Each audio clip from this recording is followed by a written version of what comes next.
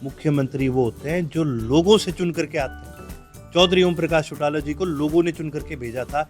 चलती जंग में जो सेनापति है उसको बदला नहीं जाता, और अगर चलती जंग में सेनापति बदल दिया तो फिर आप खुद समझ जाओ जी, रोड़ा तो कोई बहुत ज्यादा गंभीर है। तो आप मेरे को ये बताओ, कांग्रेस की कौन सी वाली यात्रा की बात कर रहे हो? चल भी तो 2-3 रही है, आप बात कौन से की कर रहे हो? भले मैं तो कहता हूँ लड़ो।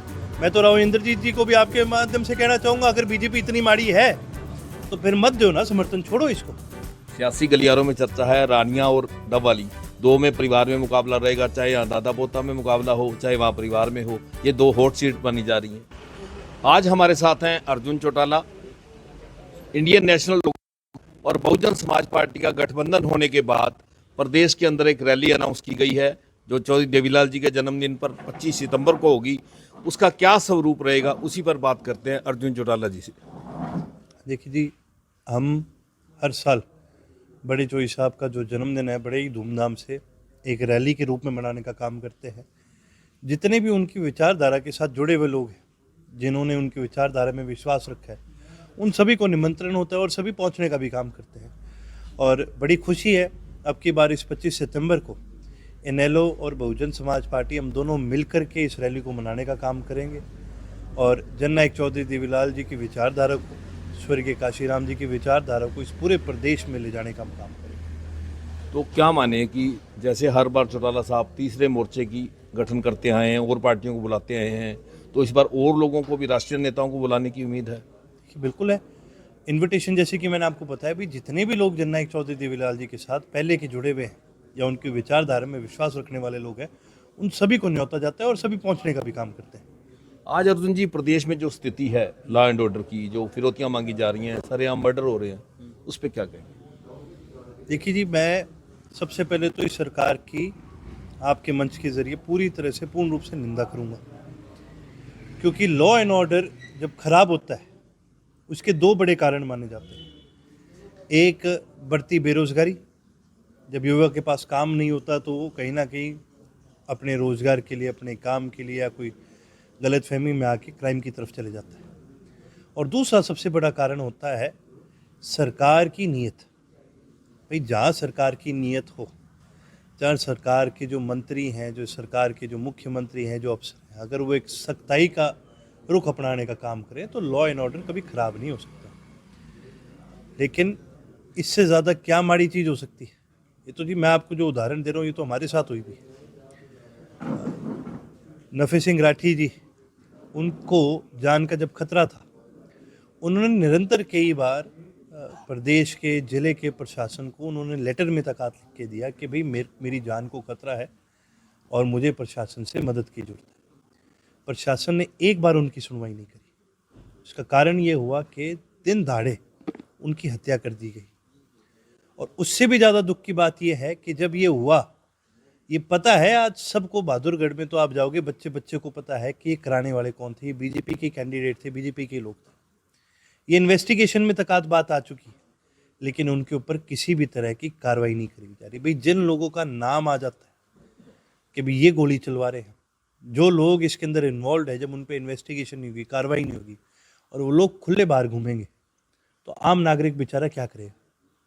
और ये एक इंसिडेंट नहीं है, पिछले 1 साल में तो प्रदेश में बहुत ही ज़्यादा क्राइम बढ़ चुका है। लोगों की दुकानों पर गोलियां चलाई जाती हैं, लोगों के घरों के अंदर जा कर के उनके ऊपर चाकू से मार के उनकी हत्या कर दी जाती है। और कहीं पर भी लॉ एंड ऑर्डर की तरफ से इस पे ना तो रोक लगाई जा रही है, ना ही लोगों को न्याय मिल रहा है। बदमाशों के हौसले तो इतने बुलंद हैं कि हांसी के एमएलए पे भी बंदूक तान दी। अब मैं वही कह रहा हूँ ना, तो इससे बड़ा क्या हो सकता है कि, और ये एक जिले के अंदर नहीं है, आप जितने भी क्राइम के ऐसे किस्से उठाएंगे, प्रत्येक जिले में आपको ये चीज़ें देखने को मिल रही है।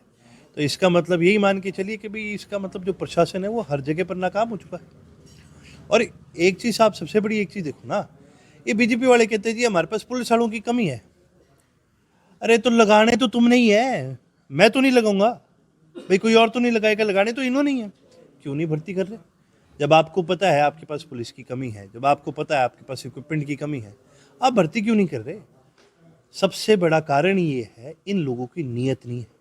ये जितने भी लोग मेरे से पूछते हैं, जितने भी लोग बात करते हैं कि वाह जी देखो, कार्यकर्ता को मुख्यमंत्री बना दिया, चाहे आप सैनी साहब की बात करिए, खट्टर साहब की बात करिए, अरे तो कार्यकर्ता को मुख्यमंत्री बनाने से क्या हो जाता है? भाई काम भी तो वही करेगा ना जिसकी नीयत होगी।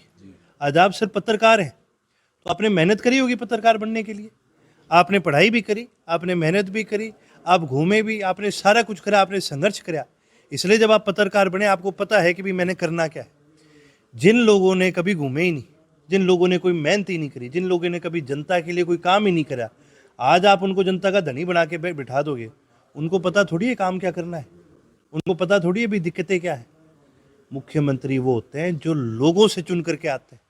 चौधरी ओम प्रकाश चौटाला जी को लोगों ने चुन करके भेजा था, इसीलिए आज सिरसा में आप चले जाओ, हरियाणा में गांव गांव में चले जाओ, वो आपको अपने कार्यकर्ताओं के नाम बता सकते। पूरे हरियाणा में किसी गांव का नाम ले दो, कोई ऐसा गांव नहीं होगा जो ये कह दे कि भाई चौटाला साहब हमारे यहाँ नहीं आए, हमारा काम नहीं करे। गांव गांव में, जगह जगह में हरियाणा में सबसे ज़्यादा विकास अगर कोई लेके आया तो चौधरी ओम प्रकाश चौटाला जी लाए। क्यों? क्योंकि उनकी मेहनत करी हुई थी, उनका लोगों में बीच में गए हैं, उनके अंदर जज्बा था। ये लोगों में जज्बा कहाँ है? जिन लोगों में जज्बा ही नहीं होता वो किसी का भला नहीं कर सकते, वो कोई काम नहीं कर सकते। और जो ये 9.5 वर्ष तक मनोहर लाल खट्टर ने जिन कामों को नहीं किया, अब वही सरकार नायब सिंह सैनी के बाद यू टर्न ले रही है, अपने फैसले खुद वापस ले रही है। चाहे वो सरपंचों की बात करूं या और कई घोषणाओं की बात करूं। चलती जंग में जो सेनापति है उसको बदला नहीं जाता, और अगर चलती जंग में सेनापति बदल दिया तो फिर आप खुद समझ जाओ जी, रोड़ा तो कोई बहुत ज़्यादा गंभीर है। और ये वाकई एक बात है कि भाई सरकार की जितनी तमाम नीतियां हैं, लोग आज इनके खिलाफ हैं, लोगों को कोई पसंद नहीं है। अब भले ही ये मुख्यमंत्री बदले, उन नीतियों को वापस ले, चाहे कुछ करें, जब आप एक बार लोगों के मन से उतर जाते हो तो उतर जाते हो। आप क्या मानते हो, ये यू टर्न जो है ये चुनावी पिटारा है, चुनावी रेवड़ियां हैं, या डैमेज कंट्रोल की कोशिश है? ये जो यू टर्न है ये एक लैक ऑफ कॉन्फिडेंस है। ये जाहिर करता है इन लोगों को सरकार किस तरह से चलानी है इस चीज़ की समझ नहीं है। ये दर्शाता है कि आज हरियाणा प्रदेश की जनता बोल क्या रही है, मांग क्या रही है, इसकी इनको समझ नहीं है। यू टर्न केवल वही लेता है जिसको खुद ही ना पता हो भी उसने करना क्या है। यदि आप अपने फैसलों के अंदर सही तरीके से आगे बढ़ेंगे, ढंग से काम करेंगे, लोगों की सुन करके फैसला लेंगे, लोगों की मांगों के हिसाब से उन फैसलों को लेने का काम करेंगे, आपको यू टर्न ना लेना पड़ेगा। कांग्रेस अपनी यात्रा में बीजेपी से 10 साल का हिसाब मांग रही है, बीजेपी इनसे 10 साल का हिसाब मांग रही है, हुड्डा जी अपने 10 साल का हिसाब दें, तो क्या ये नूरा कुश्ती है? पहले तो आप मेरे को ये बताओ, कांग्रेस की कौन सी वाली यात्रा की बात कर रहे हो? चल भी तो 2-3 रही हैं, आप बात कौन से की कर रहे हो? पहले जो लोग हिसाब मांगने की बात करते हैं, मैं तो कहूँ कि पहले वो तो हिसाब दे भी तुमने करा क्या था। ये बात करते हैं भी 10 साल कांग्रेस का राज, 10 साल कांग्रेस का राज, 10 साल कांग्रेस का राज। वो कांग्रेस का राज माड़ा था तभी तो तुम्हें बाहर कराया था लोगों ने, और एक बार नहीं उसके बाद 2 बार लगातार करा, देश के अंदर करने का काम करे। लोगों ने इनको बार बार हराने का काम इसलिए करा क्योंकि सबको पता है आज के दिन सबसे ज़्यादा भ्रष्ट कोई पार्टी है इस पूरी दुनिया में, अगर कोई सबसे ज़्यादा भ्रष्ट पार्टी है वो कांग्रेस पार्टी है। ये आज भी वो लोग हैं जो अपने खास को आगे ले जाने का काम करते हैं और दूसरे लोगों को, आम लोगों को कुचलने का काम करते हैं। यदि इस कांग्रेस में कोई गुण होते तो ये लोकसभा का चुनाव था और पूरे देश भर के लोगों ने मन बना रखा था कि भी मोदी को हराना है। यदि इस कांग्रेस में कोई गुण होते तो लोग इनको जिताते। लोगों ने ना बीजेपी को जिताया ना इनको जिताया। बीजेपी भी मार्जिन से कम थी और कांग्रेस भी मार्जिन से उतनी ही कम थी। ये दर्शाता है कि लोग इन दोनों पार्टियों से तंग आ चुके हैं। 10 साल चाहे हुड्डा जी रहे, चाहे 10 साल बीजेपी रही, सिरसा को बिल्कुल उपेक्षित किया गया। आपने अभी मेडिकल कॉलेज का जिक्र भी किया। आप एक चीज़ देखिए, ये पूरे हरियाणा के अंदर है, एक जगह की बात नहीं करूँगा, पूरे हरियाणा के अंदर कहीं पर भी काम नहीं करेंगे। और ये बीजेपी में तो हमने एक ऐसी चीज़ देखी, एक बड़ा मजाक का एक चुटकुला मेरे याद आता है। एक वीडियो आपने देखी होगी, वो एक लालू जी की वीडियो थी और जिसके अंदर वो मोदी जी का मजाक उड़ा रहे थे। हाँ कितनी चाहिए, 10 करोड़ 20 करोड़ 100 करोड़, वो कह देते थे। नीचे वाले जो उनके लगाए आदमी तो हा करके हल्लाशाही करके निकल जाते थे। ये यही कर रहे हैं हरियाणा में भी। जहाँ जाते हैं कभी कह देते हैं 300 करोड़ लगा दिए, कभी कह देते हैं 500 करोड़ लगा दिए, कभी कह देते हैं 1000 करोड़ लगा दिए। दिखे तो सही कहाँ लगे, कौन से गांव में लगे, किसने लगाए, कौन से ठेकेदार को तुमने टेंडर दिए, यही बता दो। कहीं नहीं लग रहे पैसे, कोई नहीं लगा रहा पैसे। इनके अफसर खाई जाते हैं, इनके मंत्री खाई जाते हैं और इन लोगों को फ़र्क नहीं पड़ता। मैं आपको एक छोटा सा उदाहरण और देता हूँ। सिर्फ मेडिकल कॉलेज की बात ना कीजिए, गुड़गांव की बात करते हैं। बारिश का मौसम आ गया, आपने निरंतर वीडियो फोटो देखी होंगी कैसे गुड़गांव पूरा डूब जाता है। इतना ज़्यादा डूब जाता है कि बच्चे झोपड़ियों से निकल करके, आसपास से निकल करके फ्लाईओवर के नीचे स्विमिंग करने जाते हैं। ठीक है, इन्होंने जब गुड़गांव का नाम बदल के गुरुग्राम रखा था, आपको पता है कितने पैसे लगाए थे इन्होंने नाम बदलने के? नाम बदलने के 300 करोड़ से ज़्यादा रुपए सरकारी खर्चा दिखा रखा है कि जी ये नाम बदलने का खर्चा लगा था 300 करोड़। 300 करोड़ में जी आप ड्रेनेज बना के दे देते लोगों की, तो आज गुड़गांव डूब ना रहा होता। 300 करोड़ में आप लोगों के काम कर देते तो आज आपकी ये हालत ना होती। अरे नाम तो कुछ ही रख दो, नाम तो जगहों पर रख दो, काम नहीं करोगे, फायदा नहीं दोगे लोगों को, तो फिर उसका फायदा क्या है? आपने गुड़गामा की बात की। राव इंद्रजीत ने पत्र लिखा है नायब सिंह सैनी को कि इको ग्रीन के नाम से जो कंपनी है, जो ठेका ये कूड़े करकट का दिया गया, 300 करोड़ का घपला हुआ है। देखिए ये कोई बड़ी बात नहीं है कि किसने करा। राव इंद्रजीत जी से भी मैं एक चीज़ कहूँगा, फिर आप ही तो उस पार्टी को समर्थन दिए बैठे हो, हमने तो नहीं दिया, खुद इस पार्टी को समर्थन दिए बैठे हैं, फिर खुद कह रहे हैं माड़े लोग हैं, फिर कर क्या रहे हो, छोड़ दो। ये जितने लोग हैं बीजेपी के अंदर, ये सारे लालची लोगों का टोल है। कहीं ना कहीं बगावत की बात तो है। आरती राव कह रही है बीजेपी टिकट नहीं देगी तो मैं आज़ाद लड़ूंगी। लड़ लो फिर, मैं कहता हूँ लड़ लो। अगर आप अपने जो भी आपने फैसले है, अगर आप उन पर अड़ के खड़े हो तो लड़ो। आज खाली बात ना करो। मैं तो कहता हूँ लड़ो। मैं तो राव इंद्रजीत जी को भी आपके माध्यम से कहना चाहूँगा, अगर बीजेपी इतनी माड़ी है तो फिर मत दो ना समर्थन, छोड़ो इसको। पिछले दिनों से आप रानिया क्षेत्र में सक्रिय हैं, तो क्या मान के चलें रानिया विधानसभा क्षेत्र से आप उम्मीदवार हो सकते हैं? देखिए जी, ये फैसले, ये मेरा नहीं है फैसला, ये हमारे कार्यकर्ताओं का है, पार्टी के सीनियर साथियों का फैसला है। जो भी पार्टी फैसला देती है वो हम उसके ऊपर काम करने का काम करते हैं। सियासी गलियारों में चर्चा है रानिया और डबवाली, दो में परिवार में मुकाबला रहेगा, चाहे यहाँ दादा पोता में मुकाबला हो, चाहे वहाँ परिवार में हो। ये दो हॉट सीट बनी जा रही हैं। देखिए जी, हमारे परिवार का तो कोई से देश से कहीं से लड़ ले वो हॉट बनी जाती है, ये कोई नई बात नहीं है, ये हमेशा से चलती आई है। पर ये सारी चीज़ें जी बहुत आगे की हैं, अभी चुनाव में समय पड़ा है। हमारा कर्म जो है तो लोगों के बीच में जाकर के एक ऑल्टरनेटिव देने का है, अपनी विचारधारा को आगे बढ़ाने का है, उसको हम पूर्ण रूप से निभाने का काम कर रहे हैं। तो क्या मान के चलें इनेलो और बसपा का गठबंधन हुआ है, कोई तीसरे जो समान विचारों वाली कोई और पार्टी भी साथ आ सकती है? कि जो भी हमारे विचारों में विश्वास रखते हैं, जो भी जननायक चौधरी देवीलाल जी के विचारों में, उनकी नीतियों में और चौधरी अभय सिंह जी की ताकत में जो लोग विश्वास रखते हैं, उन सबको पूर्ण रूप से न्योता है, वो सब हमारे साथ जुड़ेंगे। पिछले दिनों दिग्विजय चौटाला ने अपने 4.5 साल के काम गिनवाए कि डबल क्षेत्र में हमने काम किया, आपके अपने गांव चौटाला के अंदर इंटरनेशनल स्टेडियम बनाया, डिस्पोजल का काम किया, और अभी जो काम रह गए हैं, चाहे वो नशाखोरी ख़त्म करने का या कुछ और है, या अब जो जिला बनाने की मांग चल रही है। थोड़े ज़्यादा कर दिए उसने काम, है ना, तभी ये हाल हुआ उनका। देखो जी, इन लोगों पे मैं कोई टिप्पणी मैं दूंगा नहीं, ठीक है। और जो लोग अंतर्राष्ट्रीय स्टेडियम की बात कर रहे हैं चौटाला गांव में, मैं तो कहूँगा जी आके आप मेरे को दिखा दो कहाँ पर है, मैं वही दिख जाए मेरे को तो वही बहुत है। ये किसी काम दाम के लोग नहीं हैं, इनकी एक आदत है हवाई बातें करना, और मेरा जो भाई है इसकी तो खास करके आदत है। ये तो जैसे कांग्रेस में दिग्विजय सिंह नहीं है कि भाई जो भी बड़बोली बात कहनी है उसको आगे कर देते हैं, तो जजपा में भी एक दिग्विजय सिंह है, वो भी बड़बोला ही है। वो भी जो भी इनको खिलवाना होता है किसी और से नहीं खिलवा सकते, तो इसके मुंह से खिलवा देते हैं। इन लोगों की आज नीयत लोगों को बड़ी अच्छी तरह से पता है, चाहिए कुछ करें, चाहिए कितने गांव गिनाएं, इन चीज़ों को कोई फ़र्क नहीं पड़ता। जो इंसान, आप एक चीज़ छोड़ो, जो इंसान अपनी सरकारी कोठी का फर्नीचर चुरा ले, उससे क्या उम्मीद करोगे?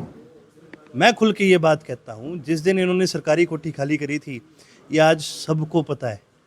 यहाँ सिरसा से सस्ता फर्नीचर लेके गए, उसमें लगाया, और सरकार से जो महंगा सामान बनवाया था वो उठा के ले गए।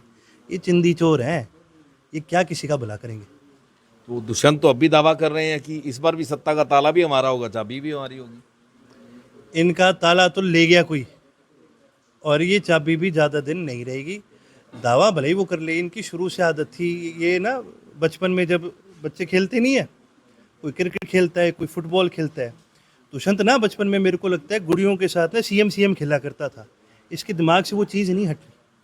इसको ये समझना चाहिए कि भाई लोगों के काम करने होते हैं, लोगों के बीच में जाना होगा कि लोगों से बदतमीजी से बात नहीं कर सकते। ये बात इनके जहन में ही नहीं जाएगी, कहाँ किस सरकार की बात करते हैं। मैं तो कहता हूँ ये ताला और चाबी ये दोनों अब बंद हो चुके हैं, ताला भी बंद हो लिया, चाबी भी घूम ली, अब तो इनको छोड़ो। नहीं, जो आपने फर्नीचर की बात की, तो आने वाला मानसून सेशन आ रहा है, तो ये विधानसभा में बातें उठेंगी? बिल्कुल उठेंगे। मैं तो कहूँगा आपको भी ये बात उठानी चाहिए। अगर आप कहेंगे तो इसके जितने भी अफसर इसमें थे या फिर जो भी इसके कागजात हैं मैं आपको मुआयना कराऊंगा, आप देखिएगा ज़रूर। ये तो सबको पता है बात। जो लोग क्या भाई इसका क्या और बोलो, जो ये नहीं छोड़ सकते वो क्या भला करेंगे किसी का। नहीं, इस बात के लिए आप पब्लिकली उनके साथ बहस करने को तैयार हैं? मैं बिल्कुल बहस करने को तैयार हूँ। मैं तो कहता हूँ, आप दिग्विजय आपसे कभी मिलता होगा, मैं तो आपके माध्यम से एक चीज़ कहता हूँ, हरियाणा के किसी मुद्दे पे किसी दिन किसी समय मेरा ओपन चैलेंज है। मैं कहता हूँ दिग्विजय को कहता हूँ, आ जाओ डिबेट करो भाई, आपके मंच के माध्यम से करेंगे। और बोलो भाई, आप मंच लगाइए, आप एक अच्छा मॉडरेटर बिठाइए, सभ्य तरीके से करेंगे। पर मैं कहता हूँ कहीं बुला लो, किसी बात पर बुला लो, किसी मुद्दे पे बुला लो, इनके पास कहने के लिए कोई बात नहीं है। जो ये रंजीत सिंह के लिए क्या कहेंगे कि रानिया विधानसभा क्षेत्र में कितना काम हुआ? हमारा एग्रो बेस एरिया है, यहाँ कोई एग्रो बेस इंडस्ट्री भी नहीं आई। देखिए जी, बड़ी दुख की बात है कि एक तो एग्रो बेस इंडस्ट्री नहीं आई, और एक सीधी सी बात है, जब आप लोगों के काम करते हो तो आपका करा हुआ जो काम है ना, वही आपका नाम बन के आगे बढ़ता है। लेकिन ना तो हमने कहीं पर वो नाम आगे बढ़ते हुए देखा, ना ही हमने कहीं पर वो काम आगे बढ़ते हुए देखा। जब तक आप लोगों के काम नहीं करोगे और लोगों की विचारधारा के साथ नहीं जुड़ोगे, लोगों के साथ भाई देखो, आम आदमी जो है ना, जब वो वोट गिरता है तो सिर्फ ये नहीं सोचता कि भाई ये कैंडिडेट है, ये है और मैं वोट गिर दिया। आम आदमी जब अपना वोट गिरता है वो कहीं ना कहीं मन से एक इमोशनल लेवल पर आपके साथ जुड़ता है, क्योंकि हर वोट के अंदर हर आदमी की एक उम्मीद जुड़ी होती है, वो उम्मीद साथ जाती है उस वोट के। और जब आप उस उम्मीद पे खरा ना उतरे, या जब आप उस उम्मीद को धोखा देने का काम करते हो, तो वो बात भी याद रहती है। रानिया की जनता ने एक उम्मीद से वोट दिया था, वो उम्मीद पे खरे नहीं उतरे, और वो रानिया के लोगों को अच्छी तरह से आज के दिन पता है। तो रानिया के लोग ये भी कहेंगे कि लड़े निर्दलीय थे, जीते निर्दलीय थे, बाद में बीजेपी ज्वाइन कर ली। भाई लड़ो कैसे ही, लड़ते हुए जो बात कहते हो ना वो मायने रखती है। लड़ते हुए क्या कहा था, लड़ते हुए क्या ये नहीं कहा था मैं जननायक चौधरी देवीलाल जी का बेटा हूँ? क्या उन्होंने ये नहीं कहा था कि भी मैं उनकी विचारधारा पर चलने वाला आदमी हूँ? ये दोनों चीज़ें कही थी। और भाई इस परिवार के साथ आप भी जानते हो, हरियाणा के लोग एक उम्मीद करते हैं कि भाई अपनी जबान के तो पक्के रहेंगे। फिर यही बात कह करके जब आप बीजेपी की झोली में बैठते हो, और वो बीजेपी जो किसानों के ऊपर गोलियां बरसा रही है, किसानों के ऊपर लाठियां बरसा रही है, एक बार नहीं बार बार, आप जब उनका समर्थन करते हो तो फिर वो आपकी कई भी बात का क्या मायना रह गया। लोग सिर्फ ये नहीं देखते कि आपका सिंबल क्या है, लोग ये देखते हैं आप बात क्या कर रहे हो, लोग आपका चेहरा देखते हैं, आपका बैकग्राउंड देखते हैं, आपकी नीयत देखते हैं, हर चीज़ देखने का काम करते हैं। जब तक आप उन पर खरा नहीं उतरोगे तो भले ही आप कहीं से कैसे ही लड़ लो, इन चीज़ों का मायने नहीं रखता। रावदान सिंह के बाद सुरेंद्र पवार की गिरफ्तारी होती है विधायक की, क्या लगता है इसके बाद भूपेंद्र हुड्डा पे भी आंच आ सकती है? देखिए, बीजेपी एक डरी हुई पार्टी है जिसने निरंतर अपने विरोधियों को कहीं ना कहीं कमज़ोर करने के लिए उनके ऊपर ईडी के केस करने का काम करा है। जहाँ तक मुझे पता है, जहाँ तक मुझे लगता है, ये सारी चीज़ें, हालांकि ये कांग्रेस वालों के कुकर्म तो बतेरे करे हुए हैं, होनी तो इनके साथ माड़ी चाहिए, लेकिन ये प्योरली बीजेपी जितना काम कर रही है आज के दिन पॉलिटिकल अपना मोमेंटम बढ़ाने के लिए कर रही है। 10 साल पहले आपने जो चार्जशीट दी थी, अगर उस चार्जशीट पे कार्रवाई हुई होती तो कब के ये लोग अंदर चले जाते? तो आपको किसने कहा कि भी इस चार्जशीट पे कार्रवाई नहीं हो रही? हमने चार्जशीट में जितने मुद्दे लेकर के आए थे, उन सारी चीज़ों के समन पर इन लोगों को जाना पड़ता है, क्योंकि हमने जो चार्जशीट दी थी वो साफ जाहिर करती है कि भूपेंद्र सिंह हुड्डा ने प्योरली फाइनेंशियल गेन करवाने के लिए, कैसे गांधी परिवार को पैसा दिलवाने के लिए, और गांधी परिवार में भी खास करके रॉबर्ट वाड्रा को पैसे दिलवाने के लिए उन्होंने इस प्रदेश की पॉलिसियों को बदलने का काम करा। मैं तो ये कहूँगा कि चार्जशीट सिर्फ वहाँ तक ना रहे। अगर इस न्याय प्रणाली में हमें जो विश्वास है, हमारा ये पूर्ण रूप से विश्वास है कि भी आगे भी बढ़ेगी, और जो लोग हैं जिन्होंने इस प्रदेश का पैसा उठा करके वह रॉबर्ट वाड्रा जैसे लोगों की जेब में डालने का काम करें, उनको भी न्याय मिलेगा, उन लोगों को न्याय मिलेगा, और जिन लोगों ने ये करी है वो ज़रूर जेल की सलाखों के पीछे होंगे। अर्जुन जी, मेरा लास्ट सवाल, विधानसभा चुनाव पास हैं, ऊँट किस करवट बैठेगा, क्या कहना चाहिए, क्या दावा है आपका? देखिए जी, विधानसभा चुनाव के अंदर मैंने एक चीज़ देखी है, हम लोगों में जाते हैं तो हमें एक चीज़ साफ दिखता है कि भी आज लोगों का मन जो है वो बीजेपी की तरफ बिल्कुल भी नहीं है, और लोग तंग आ चुके हैं इस बीजेपी सरकार से, बीजेपी की नीतियों से, प्रधानमंत्री से, मतलब हर तरफ से इनसे तंग आ चुके हैं। लेकिन इसका मतलब ये नहीं है कि लोग कांग्रेस के पक्ष में, आज कांग्रेस से भी लोग उतना ही परेशान हैं। लोग एक ऑल्टरनेटिव देख रहे हैं। लोगों को चाहिए एक ऐसा मजबूत नेता जो कल को ये बहाना ना मारे भाई अफसर मेरी नहीं सुनता, और वो मजबूती और वो ताकत केवल और केवल चौधरी अभय सिंह चौटाला जी के हाथ में। मान के चलें तीसरे मोर्चे को लोग चुनेंगे। तीसरा मोर्चा नहीं, लोग अभय सिंह जी की तरफ देखेंगे। जहाँ अभय सिंह जाएंगे वहाँ लोग जाएंगे उनके साथ, ये मुझे पूरा विश्वास है। तो ये थे अर्जुन चौटाला, जिन्होंने हमारे सवालों के बड़े खुलकर जवाब दिए और दावा किया कि चौधरी अभय सिंह के नेतृत्व में अगली सरकार हरियाणा की बनेगी। हरियाणा तक के लिए सिरसा से बलजीत सिंह।